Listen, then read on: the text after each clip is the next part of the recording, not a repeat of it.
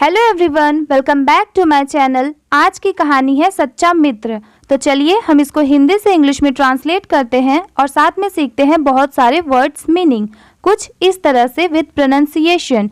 ये आपको मिलने वाले हैं जिससे आपकी इंग्लिश वाकई में इम्प्रूव होगी। तो बने रहिए स्टोरी के लास्ट तक, वहाँ पे आपको 10 से 20 वर्ड्स मीनिंग भी आपको मिल जाएंगे।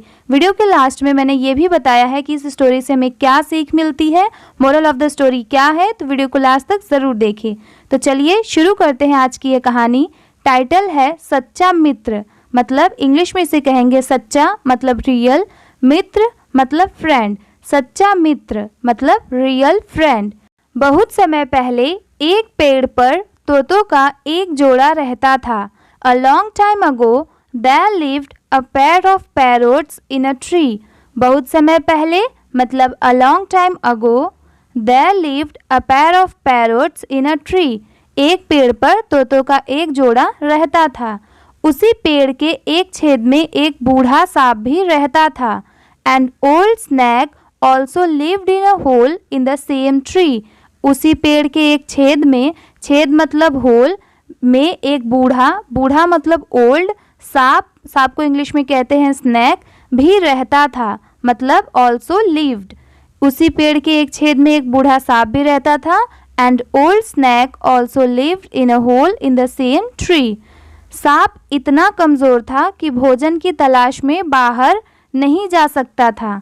The snake was so weak that it could not go out in search of food. सांप इतना कमज़ोर था, कमज़ोर मतलब वीक, था कि भोजन मतलब फूड की तलाश में बाहर नहीं जा सकता था। तलाश मतलब search. The snake was so weak that it could not go out in search of food. कि भोजन की तलाश में बाहर नहीं जा सकता था, इसलिए तोता उसके लिए कुछ खाना छेद के पास छोड़ देता था। मतलब इसलिए तोता उसके लिए कुछ खाना छेद के पास छोड़ देता था। The parrot used to leave some food for him near the hole. सांप तोते का आभारी था। The snake was grateful to the parrot. आभारी मतलब ग्रेटफुल। एक दिन एक गिद्ध तोते के ऊपर मंडरा रहा था। One day a vulture was hovering over a parrot. एक दिन एक गिद्ध तोते के ऊपर मंडरा रहा था। One day a vulture was hovering over a parrot. तभी एक शिकारी वहाँ आया। Then a hunter came there. और उसने तोते में से एक पर अपना तीर चला दिया। And shot his arrow at one of the parrots. तभी एक शिकारी वहाँ आया और उसने तोते में से एक पर अपना तीर चला दिया। Then a hunter came there and shot his arrow at one of the parrots. लेकिन सांप ने देखा कि उसके दोस्त खतरे में हैं। But मतलब लेकिन the snake saw that his friends were in danger. खतरे में हैं। Danger मतलब खतरा। उन्हें बचाने के लिए शिकारी के पैर को काट लिया। To save them, the hunter's leg was cut off. उन्हें बचाने के लिए शिकारी के पैर को काट लिया। To save them, the hunter's leg was cut off. सांप के काटने से शिकारी का लक्ष्य बर्बाद हो गया। The hunter's aim was ruined by the snake's bite. और तीर गिद्ध पर लग गया। And the arrow hit the vulture. सांप के काटने से शिकारी का लक्ष्य बर्बाद हो गया और तीर गिद्ध पर लग गया। The hunter's aim was ruined by the snake's bite and the arrow hit the vulture. उनकी जान बचाकर सांप ने दिखाया कि by saving his life the snake showed वह एक सच्चा दोस्त था। That he was a true friend. उनकी जान बचाकर सांप ने दिखाया कि वह एक सच्चा दोस्त था।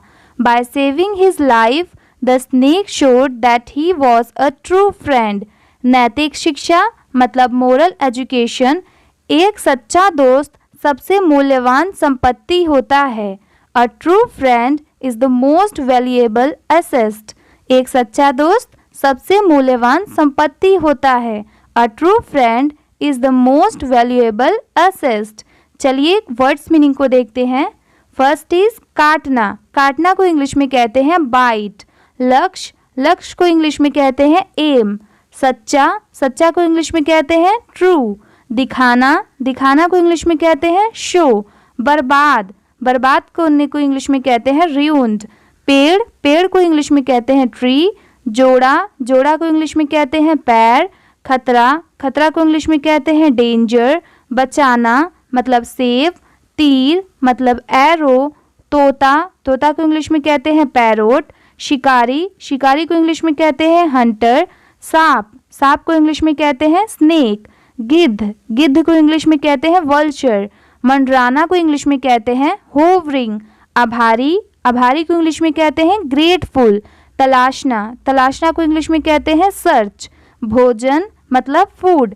कमजोर मतलब वीक। छेद मतलब होल। बूढ़ा मतलब ओल्ड। तभी, इसको इंग्लिश में कहते हैं देन। सकना मतलब कुड। पास में मतलब नियर।